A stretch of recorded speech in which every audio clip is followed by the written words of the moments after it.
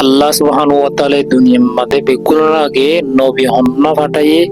ইনসান হন্য পাঠাইয়ে ইয়ান্ন জানি আল্লাহ সুবহানাহু ওয়া তাআলা এই দুনিয়ার মধ্যে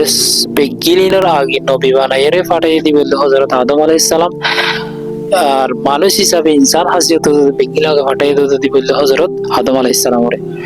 আর বাতি হযরত মা হাওয়া আলাইহিস সালাম আসছিল তো হযরত আদম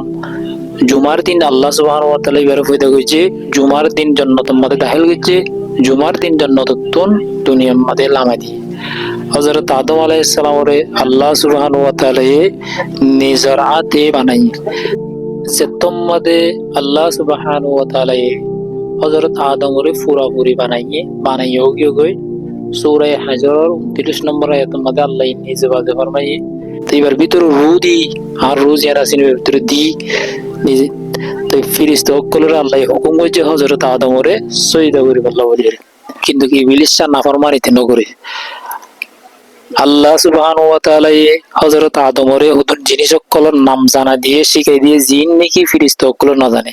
ইয়ান আল্লাহ বলি হযরত আদমরে ফিরিস্তারে সজদা করি আল্লাহ বলি ওরে হুকুম করেছে আল্লাহ